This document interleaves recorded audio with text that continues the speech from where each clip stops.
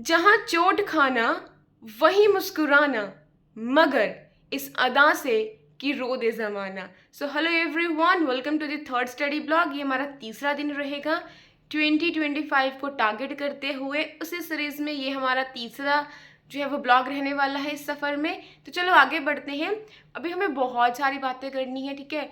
कुछ क्वेश्चंस हैं, मुझे उनके आंसर्स भी देने हैं। तो चलो आगे बढ़ते हैं, बाकी की बातें हम बीच में करते रहेंगे। आप भी फटाफट से रोज़ की तरह अपने जो टारगेट्स हैं उनको असाइन कर लो खुद को, और फिर रात को हम देखेंगे कितने हमारे टारगेट्स कंप्लीट हो पाए, कितने नहीं हो पाए। और एक आज मैं पहले ही बता दूं, आज ये सफ़र थोड़ा छोटा रहने वाला है, क्योंकि पता है क्या हो रहा है, टाइम मैनेज नहीं हो पा रहा है। रात को लेट सो पा रही हूँ, तो जिसकी वजह से सुबह बहुत लेट उठ पा रही हूँ, सुबह लेट उठ पा रही हूँ, तो वही दोबारा से वही जो साइकिल है ना वो चलता जा रहा है। सो इसीलिए साइकिल को ब्रेक करने के लिए एक दिन छोटा करना पड़ेगा। एंड ऑल्सो मेरे मास्टर्स के एग्ज़ाम भी हैं, तो कल और परसों भी जो है वो ब्लॉग छोटा रहने वाला है। ये सफ़र हमारा छोटा रहेगा, सफ़र छोटा नहीं रहेगा, उस सफ़र में जो स्टेप है वो छोटा रहने वाला है। फाइन, तो चलो शुरुआत करते हैं, बाकी बातें हम बाद में करेंगे। ओके, आ जाओ। देखो आगे से ना वीडियो को पूरा देखना, मतलब जो अभी आगे क्लिप मैंने अटैच करी है उसमें आप लोगों ने मुझसे जो क्वेश्चन करा था उसका मैंने आंसर करा है। तो आपको अगर कोई भी क्वेश्चन करना है, आप इस वीडियो के नीचे जो है वो कमेंट जो है वो लीव कर सकते हो, और कल आने वाले वीडियो में मैं आपके उन क्वेरीज का ना रिप्लाई दे दूँगी। ओके, सो प्लीज़ आप कमेंट को ना एक बार लीव कर देना, I will reply. So hi dear, रोज़ की तरह मेरा सेम डायलॉग कि I am done with my current affairs. तो yes, I am done with my current affairs. मेरे करंट अफेयर्स हो चुके हैं, और अब मैं कुछ करूँगी अपने और टारगेट्स को पूरा। बट उससे पहले मैं आपको बता दूँ कि आज क्या क्या जो है मतलब सर ने पढ़ाया, या फिर क्या क्या इंपॉर्टेंट रहा है आज के न्यूज़पेपर में। तो सबसे पहले तो नीट के स्कैम की बात करी गई है, वो आप लोग पढ़ना चाहो, अगर आपको नहीं पता वो स्कैम क्या है मुझे बता देना, मैं आपको समझा दूँगी। एंड सबसे इम्पॉर्टेंट जो आज मुझे टॉपिक लगा वो है आपका डिजर्टिफिकेशन। जब आप अपना GS3 का सिलेबस उठाओगे तो वहाँ पे इन्वायरमेंट का जो सेक्शन है, जो पोर्शन है आपका सिलेबस में, वहाँ पे आप कनेक्ट कर पाते हो। वहाँ पे वर्ड आता है पॉल्यूशन एंड डिग्रेडेशन, ठीक है। तो वहाँ पे जाके आप डिजर्टिफिकेशन के टॉपिक को लिंक आउट कर सकते हो, तो वहाँ पे आप लिंक कर सकते हो GS3 के अंदर। एंड देन डिफेंस सेक्टर में जो है वो सेल्फ रिलायंस की बात करी गई है, मैन्युफैक्चरिंग में, वो देख लेना। और नेशनल एडवाइज़र जो हैं वो अपॉइंट करे गए हैं थर्ड टर्म के लिए, वो देख लेना। प्रिंसिपल सेक्रेटरी PMO के ऑफिस में जो टॉप ऑफिशियल्स रहते हैं उनकी बात करी गई है। और कुछ भी नहीं था सच आज के पेपर में। और आज वैसे भी ये जो आपका ब्लॉग है वो छोटा रहने वाला है, क्योंकि मैंने आपको बताया मैं बहुत सारी चीज़ें आज कम करूँगी। फॉर एग्जांपल आज लक्ष्मीकांत की कोई रिकॉर्डिंग नहीं है, मैगजीन की कोई रिकॉर्डिंग नहीं करने वाली। आई एम थिंकिंग कि NCERT की कर दूँ, सो दैट कि जो वो एक चला है बीच में वो कंसिस्टेंसी ब्रेक ना हो जाए हमारी। सो वो मैं कर दूँगी। आपको मैंने बताया कल मेरा एग्ज़ाम है, कल मेरा मास्टर्स का, I am doing masters in psychology, और साइकोलॉजी ही मेरा ऑप्शनल है। So I am doing masters in that. और अभी मैं आपको आके रिप्लाई देती हूँ, ठीक है। I am taking break, actually I have some work to do, so I am going to do that work first. तो मैं आपको आके आपकी जो क्वेश्चन है उनका आंसर देना है। अभी मुझे कमेंट अच्छे से याद नहीं आ पा रहा है, जैसे विकास ने मुझसे कुछ पूछा था, तो मुझे उसका उसका रिप्लाई देना है, उस क्वेश्चन का रिप्लाई देना है। एंड देन कोई बच्चा है, मैं फिर से बच्चा बोल रही हूँ, एस्पायरेंट है, आई एम सॉरी अगर आपको बच्चा वर्ड से बुरा लगा कुछ, तो I am sorry, because I am habitual of saying बच्चा बच्चा बच्चा, क्योंकि मुझे हैबिट है ये चीज़ बोलने की, क्योंकि बहुत सारे बच्चों को मैं आज तक पढ़ा चुकी हूँ, तो मैं उनको बच्चा ही बोलती थी। So that's in that context I address that. Okay, चलो छोड़ो। सो कोई एस्पायरेंट है उड़ीसा से, yes, so you are most welcome. शायद आपकी भी कुछ क्यूरी थी, आपकी थी, तो वो मुझे कुछ उसका आंसर देना है, शायद आपका ही कमेंट था वो। एंड आपने बताया कुछ आज फेस्टिवल है, सो मैं उसका नाम भूल गई हूँ। सो आपको हैप्पी दैट फेस्टिवल, राइट।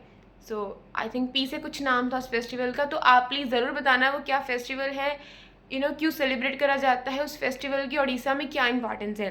क्योंकि देखो हम लोग ना बहुत अलग अलग जगहों से, ठीक है, इंडिया में डाइवर्सिटी बहुत ज़्यादा है। जैसे आई एम फ्रॉम हरियाणा, सो अगर कुछ यहाँ पे होगा तो मैं आपको उसका बताऊँगी। अब आप लोग भी बताना कि आप कौन कौन सी स्टेट से हो या कौन कौन सी UT से हो, और वहाँ पे क्या स्पेशल है, क्योंकि हर किसी को हर जगह का नहीं पता होता। मुझे हरियाणा का पता है, दैट्स ऑल, ठीक है। जैसे आपको उड़ीसा का पता है। सो आप लोग कहाँ से हो, तो प्लीज़ मुझे ना सारे यही क्वेश्चन का आंसर देना कि आप लोग कहाँ कहाँ से हो। और स्टेट में भी कौन से टाउन से हो या फिर कौन सी एक पर्टिकुलर एक प्लेस से हो. So do let me know in the comment section. I will wait that. आपके आंसर का मैं वेट करूँगी. और ऐसे ही करा करेंगे. आप लंबे लंबे मुझे क्वेश्चंस भेज सकते हो, मुझे कोई इश्यू नहीं है. और हम ऐसे करके इन सीरीज़ में उनका आंसर जो है वो ले लिया करेंगे. और विकास का question I will definitely address that question Vikas, क्योंकि ओपनली चलो बाद में बताती हूँ, छोड़ो. ठीक है, अभी मुझे let me do that work जो मैं करने जा रही हूँ. उसके बाद I will catch you people, I will catch you soon. और मिलते हैं. चलो फिर आगे बढ़ने से पहले आइए आपको मिलवाते हैं एक हमारे ऐसे खास फैमिली मेम्बर से जिनको सिर्फ धूप ही अंदर ला सकती है, अदरवाइज़ कोई ऐसी चीज़ नहीं बनी. शायद बारिश भी एक ऐसी चीज़ है जो इनको अंदर ला सकती है, इन प्यारे मेंबर को अंदर ला सकती है, अदरवाइज़ और कोई चीज़ इनको अंदर नहीं ला सकती.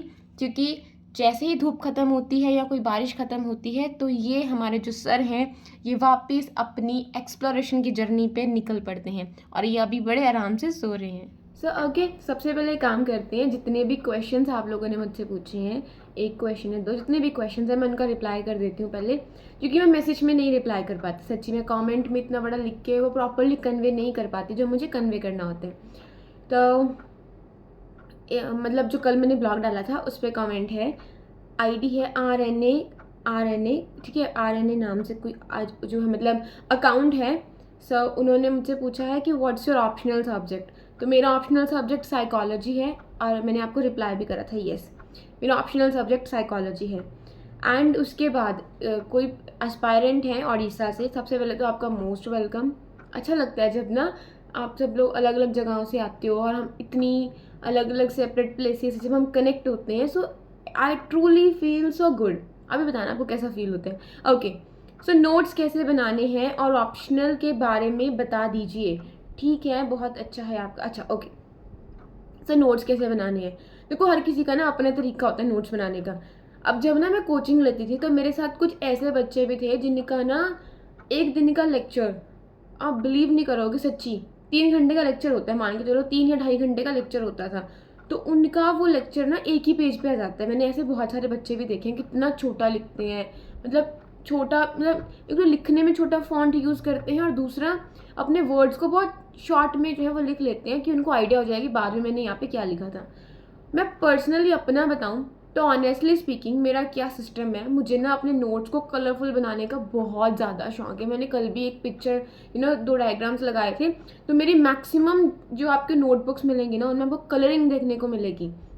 क्योंकि मुझे ना बोरिंग सा लगता है, मतलब जब तक कुछ कलर नहीं होते मुझे समझ नहीं आता. सो मैं अपने नोट्स को बड़ा कलरफुल बनाती हूँ. जहाँ कोई इतना सा डायग्राम बनाता है मैं उसको इतना बड़ा एक्सपांड कर लेती हूँ. ठीक है, और मैं हर एक चीज़ को नोट डाउन करने लग जाती हूँ. मतलब कि जहाँ मुझे लगता है कि मैं बाद में अटक जाऊँगी, यहाँ पे फंस जाऊँगी, भूल जाऊँगी. क्योंकि पता है क्या होता है, अभी तो हमें सब कुछ याद है. एक ना हमारा एक फॉरगेटिंग कर्व होता है. फॉरगेटिंग कर्व का मतलब क्या होता है कि हम लोग ना भूलते बहुत जल्दी हैं. आपको जो अभी 100% याद है ना, कल तक शायद वो आपको 40% ही याद रह जाए. और जब आप कुछ नया करने लग जाओगे तो शायद 1% ही याद रह जाए. ठीक है, ऐसा नहीं है कि आपको आता नहीं, बट आपको याद ही नहीं है. तो वो तो वही दोबारा वही चीज़ आ गई ना कि आपको दोबारा से उठ के दोबारा पढ़ना पड़ेगा अपने नोट्स में से. तो मेरे कहने का मतलब ये है, नोट्स बनाने का हर किसी का अपना तरीका होता है. कोई लोग बिल्कुल बिल्कुल छोटे छोटे नोट्स बनाते हैं और जैसे मैं बना रही हूँ मैं बिल्कुल खुला खुला लिख के उसमें कलर वलर लिख के वो डाल देती हूँ. वो आपकी मर्ज़ी है.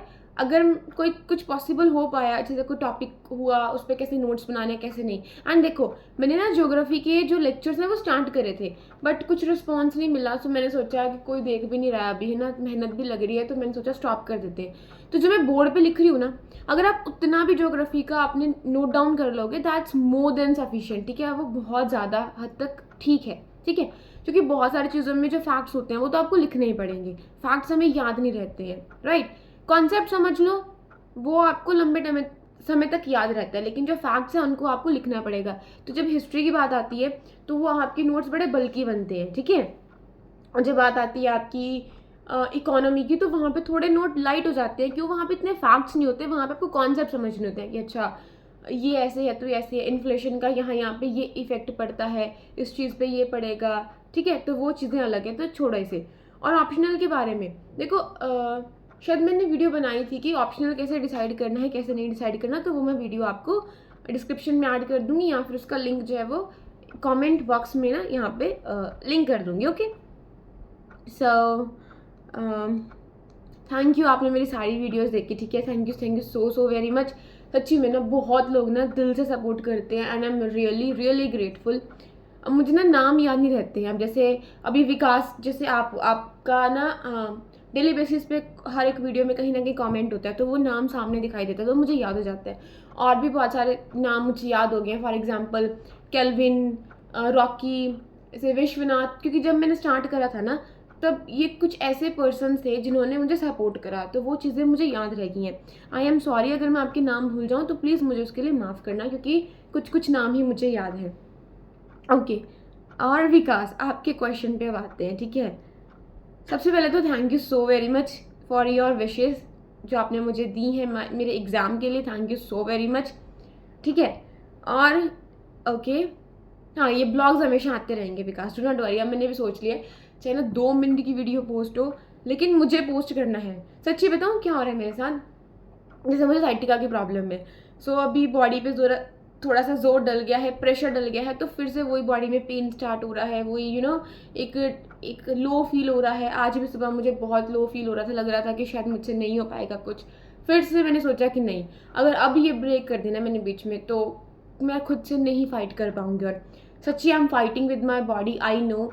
एक तो है कि जो और चीज़ें हैं उनसे फाइट करना एट द साइकोलॉजिकल लेवल, और एक है at the physical level. So I am fighting with that and I know करते जाएंगे एक दिन वो चीज़ें जो मतलब जिन चीज़ों के लिए वो करा है, जिन चीज़ों के लिए वो फाइट करी है, कहीं ना कहीं वो चीज़ें क्या बोलूँ, मतलब रिजल्ट देंगी। वर्ड्स ना समझ में नहीं आते। एंड येस, दिमाग इज चंचल, डेफिनेटली। वो ये ना कि मेरा ये होता है जब मैं बोलना स्टार्ट करती हूँ, लिटरली मेरे इतने थॉट्स कनेक्ट होते हैं, आई डोंट नो कहाँ से होते हैं। मेरा कुछ प्री प्लान नहीं होता कि मुझे ये बोलना है वो बोलना है। मैं सिर्फ कैमरा को ऑन करती हूँ और बैठ जाती हूँ और एंड आई स्टार्ट स्पीकिंग, और पता नहीं नेचुरली क्या आता है क्या नहीं आता। और पढ़ाते वक्त भी ऐसा ही होता है। चलो पढ़ाते वक्त तो ऐसा होता है ना कि आपने वहाँ पे कंटेंट लिखा होता है, आपको उसी को डिलीवर करना होता है। But when I speak, like अभी मैं बोल रही हूँ ऐसे आपको रिस्पॉन्ड कर रही हूँ, so when I speak in that manner I don't know from where the thoughts come, I seriously don't know. चलो आंसर देते हैं। ओके, हाँ, 75% टू 80% एस्पायरेंट ऐसे ही हैं डेफिनेटली, जिनको ना ऐसा लगता है कि देखो बेशक मुझे तैयारी करती को ना इतना टाइम हो गया, लेकिन आज भी बहुत सारी चीज़ें हैं और आने वाले टाइम में भी ऐसा ही रहेगा कि बहुत सारी ऐसी चीज़ें होंगी जो मुझे नहीं पता होंगी, और जब मैं उनको सीखूंगी तो मुझे फील आता है सच में, अरे वाह मुझे ये भी पता चल गया, ठीक है। जैसे मान लो कि 2 मंथ बाद कोई ऐसी चीज़ निकल के आ जाए जिसका मुझे बिल्कुल होश हवास में कुछ नहीं पता है, तो अच्छा लगता है कि हमारी पर्सनालिटी में थोड़ा ऐड ऑन करके ना हम कुछ और ही बनते जा रहे हैं। मतलब यहाँ पे मैं क्या कहने की कोशिश कर रही हूँ कि देखो अभी हमें ना जो पता है, ठीक है, हो सकता है कि वो चीज़ कहीं ना कहीं हमारे काम आ जाए तब जब हमसे कोई क्वेश्चन कर ले, ठीक है। और हो सकता है बहुत सारी चीज़ें ऐसी भी आएंगी जिनका हमें आंसर नहीं पता, तो ये चलता रहता है। जो लर्निंग है ना वो कभी ख़त्म नहीं होती है, और सच्ची में बड़ी क्रियोसिटी सी रहती है कि अच्छा हम ये भी जान लें वो भी जान लें, लेकिन फिर भी हमें एक टाइम बाउंड मैनर में एक सिलेबस को देख के करना होता है, तो वो हम करते हैं। तो ये चलो अलग ही है, यस, अच्छा फील होता है। एंड खुद का एक इंडिपेंडेंट नज़रिया और थॉट प्रोसेस होता है, definitely I am agree with this your statement. These are good traits to have as a human, definitely. And having said that, I feel it's very important for us to have control over our minds, definitely है ना, क्योंकि हमारे पास वही limited time होता है जिसमें हमें जैसे आपने लिखा भी हुआ है कि वही हम इतना एक चीज़ पे नहीं बोल सकते हैं। एग्जामिनर के पास इतना टाइम नहीं है कि वो वेले नहीं है एग्जामिनर बैठे हुए कि सर मैम आप ही बोल रहे हो, ठीक है, वो बोलेंगे इतना टाइम नहीं है हमारे पास आपके लिए, सबके पास कुछ सेकंड्स का टाइम है, तो उसी मतलब एज पर क्वेश्चन आपके पास कुछ ही मिनट या कुछ सेकंड का वक्त है, तो आपको उसी में रिस्पॉन्ड करना है उस टाइम के अंदर रह के। तो यस, डेफिनेटली कंट्रोल करना चाहिए माइंड को, एंड क्विकली प्रोसेस करना चाहिए और ऑर्गेनाइज भी करना चाहिए। ऐसा होता है कि इन्फॉर्मेशन ना हमारे पास भर के आ जाती है जब हम इस यूपीएससी की जर्नी में घुसते हैं। अलग अलग तरह के सब्जेक्ट हमें पढ़ने पड़ते हैं। अब देखो मैंने अपनी 12th करी है इससे कॉमर्स स्ट्रीम से, ठीक है। तो उसमें अकाउंटेंसी है, बिजनेस स्टडीज़ था, इकोनॉमिक्स था, ये सारे सब्जेक्ट्स जो हैं वो मेन रहते थे। And then journalism and mass communication, एकदम डिफरेंट फील्ड। तो कॉमर्स के कुछ सब्जेक्ट्स की नॉलेज मिली, वहाँ से कुछ इन्फॉर्मेशन गेन हुई, ठीक है, और कुछ जर्नलिज्म से मिला। अब फिर यूपीएससी में स्विच हो गया, ठीक है। तो नॉलेज, फिर मैंने इन्वायरमेंट को पढ़ा कि अच्छा इन्वायरमेंट नाम की भी कोई चीज़ होती है। एंड देन ज्योग्राफी को इतना डिटेल में पढ़ा, पॉलिटी पढ़ी, ये सारी चीज़ों को देखा, इंटरनेशनल रिलेशंस, इंटरनल सिक्योरिटी, और भी बहुत सारी चीज़ें। फिर इतनी इन्फॉर्मेशन हो गई है कि अब जब हमें कई बार होता है ना कि हमें उस चीज़ को सिर्फ 2 ही मिनट में आंसर करना होता है, तो कई बार ऐसा हो नहीं पाता है। सो येस, ये होना चाहिए कि हमें अपने दिमाग को इतना कंट्रोल में रखना चाहिए सो दैट कि वो इतना क्विकली प्रोसेस कर पाए कि उसी एक टाइम लिमिट में, उसी वर्ड लिमिट में हम आंसर कर पाएँ। क्योंकि मेंस एक ऐसा एग्जामिनेशन है हमारे लिए जहाँ पे क्या होता है, हमें 3 घंटे मिलते हैं, इतने सारे क्वेश्चंस होते हैं, और हर एक आंसर के लिए हमें टाइम डिवाइड करना पड़ता है। तो हम हर एक आंसर को ज़्यादा इंपॉर्टेंस नहीं दे सकते हैं, हर किसी को इक्वल इंपॉर्टेंस जो है वो हमें देनी होती है। और इसी के साथ साथ ये वीडियो मेरी 10 मिनट की बनने वाली है पता नहीं क्या होगा, छोड़ो। Personally, I have no issues with the way you make these amazing videos. It doesn't matter if it's vlog or sit down video. Thank you so very much, Vikas. Seriously, जितना ज़्यादा मैं शुक्रिया करूँ ना आप सबका, इतनी सपोर्ट आप लोग कर रहे हो, you actually encourage me. So when I see the positive comments, ठीक है, तो देखो एक जनरल ह्यूमन बिहेवियर है कि जब आपको कुछ नेगेटिव सुनने को मिलता है, ठीक है, माना हम उठ जाते हैं उस चीज़ से, हम उससे मोटिवेट कहीं ना कहीं हो जाते हैं कि यार हमें ये बोला गया ना, हमें इस चीज़ को गलत साबित करना है, हमें खुद को इम्प्रूव करना है, तो वहाँ से एक मोटिवेशन तो मिलता ही है। वो एक अलग मोटिवेशन है, ठीक है, वो एक जिद हो जाती है कि नहीं यार करना है तो करना है तो करना है। जब पॉजिटिव कमेंट्स आते हैं ना, कोई आपको लंबे टाइम से इनकरेज कर रहा होता है, तो सच्ची में I can't express that emotions, that feeling. Seriously I have no words, seriously I have no words. Okay, finally आपके क्वेश्चन पे आते हैं। I hope I'm making some sense. Yeah, you are definitely making some sense, Vikas. Do not worry at all. Okay, so question from my side. What are your views about Dr. Jaishankar, our external affair ministers? What are some of his good works and not so good works? According to you, sometimes I feel that he's doing less diplomacy and more camera drama, showbazi, just like PM Modi. तो देखो, मुझे interest है diplomacy में, बहुत ज़्यादा interest है, लेकिन इतना कभी मुझे मौका नहीं मिला कि मैं डिप्लोमेसी को अच्छे से स्टडी कर पाऊँ, और ना मुझे इतना कभी टाइम मिला। ऑनेस्टली स्पीकिंग, क्या छुपाना आपसे, मुझे नहीं टाइम मिला कि इतना मैंने डॉक्टर जयशंकर जी के बारे में पढ़ा, मैंने इतना नहीं पढ़ा। So I am not much aware about his good works, and मतलब इतना उस डिटेल में कभी गई नहीं हूँ, उस नज़रिए से मैंने कभी एनालाइज नहीं करा है, एनालिसिस नहीं करा है।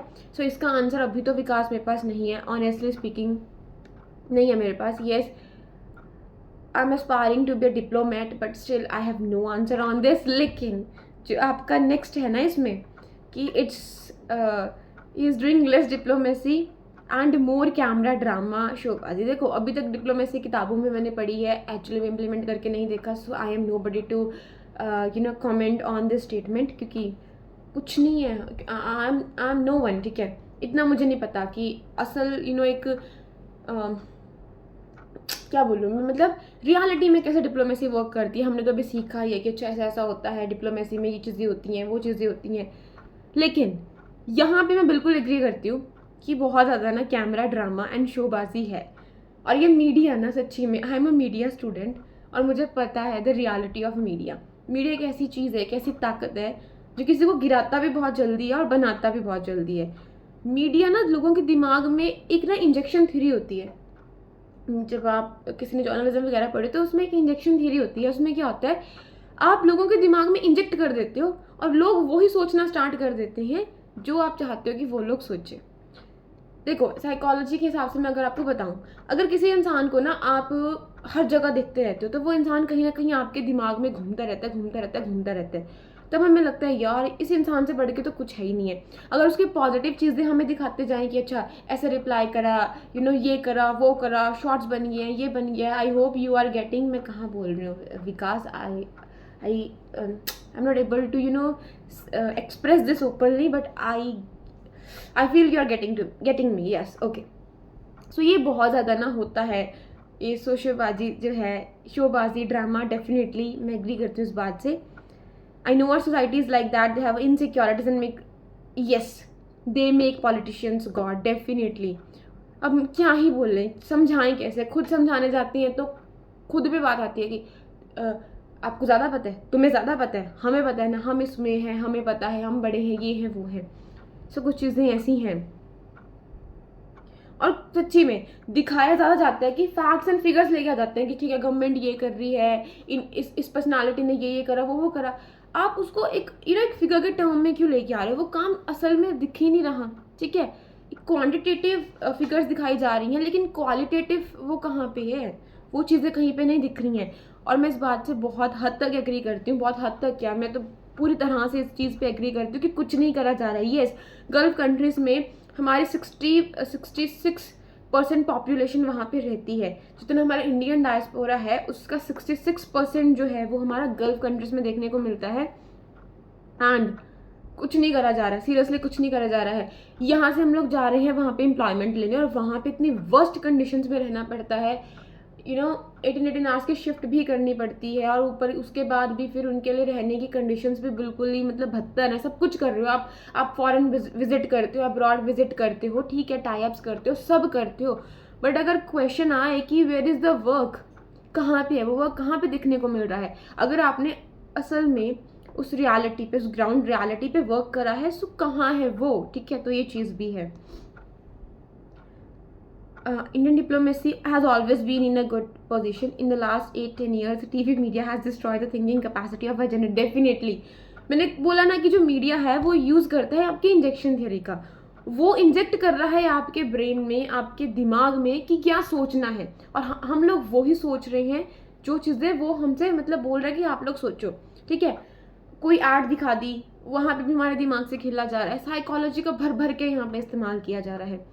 अब कहने को मेरे पास बहुत सारी चीज़ें हैं यहाँ पे, लेकिन मैं क्या कहूँ. लेकिन येस, जनरेशन्स जो है, आज की जनरेशन है, पुरानी जो भी मतलब आने वाली जनरेशन का भी जो है ना वो हाल बुरा होने वाला है. सच्ची, जो हम कंज्यूम करते हैं ना वही हम बनते हैं. अगर आप खुद को ना ये बोलने लग जाओ कि मेरी ज़िंदगी में कुछ नहीं होगा, मैं कुछ नहीं कर सकता, तो खुद को 10 दिन के बाद देख लेना आपके ऊपर क्या उसका रिजल्ट पड़ेगा. जो आपने कंज्यूम करी, खुद को बोली, जो आपके दिमाग में गया, जो आपके कानों ने सुना, जो आपकी आंखों ने देखा, तो फ़र्क पड़ता है. ठीक है, मुझे लगता है ना मुझे इस वीडियो को लग ही डालना चाहिए. 16 मिनट की होगी और मुझे लग रहा है कि कोई क्या ही बोलेगा कि अमन कितना ज़्यादा बोलना है. और सो कोई बात नहीं. लेकिन देखो, मेरा पता है क्या पर्पस है. मैं बिल्कुल ऐसे ही यहाँ पे डील करती हूँ कैमरा के सामने भी, कि जैसे ना कोई मेरे पास आके बैठा है और मैं उसके साथ में बात कर रही हूँ. आपको पता है मैं कहीं बाहर नहीं जाती, कोई मेरा ऐसा कुछ नहीं है, किसी से फालतू बात नहीं करती, टाइम ही नहीं मिलता है, और ना ही कोई है बात करने को ऐसा. फिर मैंने सोचा कि मैं ऐसे बात कर लेती हूँ, तो कोई ही बात नहीं. और ये मीडिया ने ना सच्ची में बहुत बर्बादी कर दी है. ये वैसे 4th पिलर है डेमोक्रेसी का, ये 4th पिलर है डेमोक्रेसी का.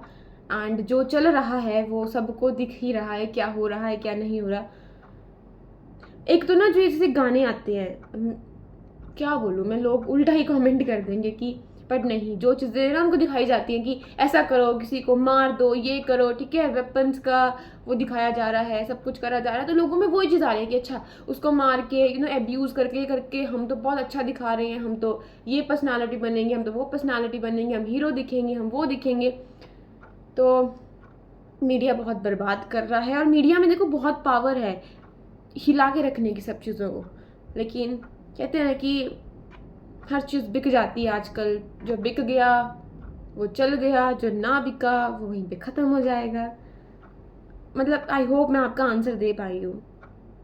कुछ नहीं हो पा रहा है. ठीक है, कोई कंसर्न को रेज ही नहीं कर रहा है कि चलो इस कंसर्न का उठाएं कि लोगों के साथ ऐसा हो रहा है, ऐसा नहीं हो रहा है, दिखाने के लिए कि अच्छा सिर्फ एक रिकॉर्ड्स बनाने के लिए कैप्चर कर लिया कि ओके कैप्चर हो गया है, एक पिक्चर वहाँ पे क्लिक हो गया, एक वीडियो वहाँ पे रिकॉर्ड हो गया कि अच्छा अब ये हो गया है, ये एग्रीमेंट हो गया. Actually implementation, where is that? So कुछ ज़्यादा ही बड़ा निबंध लिख दिया है मैंने तो. अगर आपको लग रहा है आपने निबंध लिखा है, तो मैंने तो बहुत बड़ा लेक्चर ही फिर यहाँ पे दे दिया है. विकास, कोई बात नहीं, होता है. ठीक है, कुछ ऐसे मुद्दे हैं. कभी मुझे ज़िंदगी में मौका मिला, मेहनत काम आई, मुझे एज अ डिप्लोमेट बनने का मौका मिला, मुझे और समझ हुई इन चीज़ों की, और इन चीज़ों को वहाँ पे प्रैक्टिकल लेवल में अगर मैंने करके देखा तो शायद इन क्वेश्चंस का मेरे पास बेहतर आंसर होगा। विकास, अभी I am just an aspirant, शायद मेरी थिंकिंग प्रोसेस भी वैसी नहीं है, इतनी डेवलप भी नहीं है ना। तो हो सकता है कि I am just a student right now. Yes, जिस दिन कभी रब ने चाहा अगर मैं डिप्लोमेट बनी, सो डेफिनेटली कुछ ज़िंदगी में करूँगी ऐसा। ठीक है, देखते हैं क्या बनता है क्या नहीं। इसको एंड करते हैं, और 20 मिनट की तो यही हो चुकी है। ठीक है, आपके क्वेश्चन आंसर्स की। तो मैं कुछ और ब्लॉग नहीं डाल रही फिर इसके अंदर, चलो डाल दूँगी छोटा छोटा। चलो फिर ओके। अच्छा, मुझे सच्ची सच्ची बताना, अभी जो आपने लास्ट क्लिप सुनी है क्वेश्चन आंसर वाली, उसमें किसने नोटिस करी है क्लॉक की आवाज़? हुआ ये मुझसे कि मैंने ना क्लॉक के पास में फ़ोन रख दिया और ये भूल गई कि क्लॉक की आवाज़ भी तो उसमें रिकॉर्ड होगी। सो उसकी टक टक टिक टिक जो भी है ना वो उसमें रिकॉर्ड होगी है, शायद आपको इरिटेट ना करे। एंड एक करेक्शन भी करनी है मुझसे ना, गलती से मैंने अभी नोटिस करा कि मैंने ना इंडियन डायस्पोरा बोल दिया है इंस्टेड ऑफ द NRIs। ठीक है, सो इंडियन डायस्पोरा का 66% गल्फ कंट्रीज़ में नहीं रहता। इंडियन डायस्पोरा एक बिल्कुल ब्रॉडर टर्म है, राइट। तो सिर्फ NRIs का 66% आपका गल्फ कंट्रीज़ में रहता है। सो इसी के साथ में मेरे यहाँ पे टारगेट्स जो है वो पूरे होते हैं। आज मैंने बहुत सारे टारगेट्स जो है ना वो मतलब चेंज करे थे, क्योंकि मुझे अपने साइकिल को जो है वो सही करना है, और मेरा कल एग्ज़ाम भी, जैसे मैंने आपको बताया, मैं बार बार बता रही हूँ। ऑल्सो अब मैंने स्टार्ट करा है पेपर, तो मुझे उसमें बहुत अच्छी चीज़ें मिली हैं, सो वो भी मैं कम्युनिटी पोस्ट में अटैच कर दूँगी। हाँ जी, आज मैं आपको लास्ट में कैसे दिखाई दे रही हूँ। सो उसका रीज़न ये है कि आज मैंने सब कुछ जल्दी ख़त्म कर दिया है। जैसे आज मैंने इंटरनल सिक्योरिटी नहीं पढ़ी, मैंने आज साइकोलॉजी पढ़ी। ठीक है, तो वो टारगेट को मैंने रिप्लेस कर दिया। मैंने आज अपने स्टेट का करंट भी नहीं करा, सो वो मेरा टाइम बच गया। एंड मैंने CSET नहीं करा आज, इसकी जगह पे मैंने आज क्या करा है, मैंने अपनी साइकोलॉजी पढ़ ली है। यस, एंड एक और चीज़ मैंने स्टार्ट करी है, क्योंकि मैं अपनी स्टेट को भी टारगेट कर रही हूँ, तो हिंदी का भी बहुत एक इम्पॉर्टेंट रोल रहता है उसमें। सो आज से मैंने स्टार्ट करा है हिंदी न्यूज़पेपर को पढ़ना, क्योंकि बहुत पता है क्या होता है, वो ना ट्रांसलेशन करने को आती है, तो बहुत सारे शब्दों का हमें मतलब नहीं पता होता, तो पता होना चाहिए, क्योंकि स्टेट के पेपर को टारगेट करना है तो डेफिनेटली। सो वो मैंने स्टार्ट करा है, बस ये मैंने करा है आज, और आज जल्दी जो है वो एंड हो रहा है, तो मैं आपको लास्ट में दिखाई दे रही हूँ। कल से कोशिश करूँगी कि बहुत जल्दी उठूँ, अर्ली आवर्स में उठूँ, अर्ली मॉर्निंग उठूँ, सो दैट कि जल्दी ब्लॉग जो है वो ख़त्म हो जाया करे। ब्लॉग के साथ साथ मेरे टारगेट्स भी ख़त्म हो जाया करें, सो दैट मैं रात को जल्दी सो पाऊँ और फिर से वही साइकिल को हम दोहरा पाएँ। So thank you everyone. आज मैं आपको बार बार बहुत बार दिखाई देगी, मुझे भी पता है। सो आप भी अपने टारगेट्स को लिखा करो, आपने कितना अचीव करा, कितना अचीव नहीं करा, ज़रूर बताना आप मुझे कमेंट करके। ओके, सो चलती हूँ अभी, इसी के साथ में आपसे लेती हूँ अलविदा और अपनी वाणी को देती हूँ विश्राम। So bye bye and good night.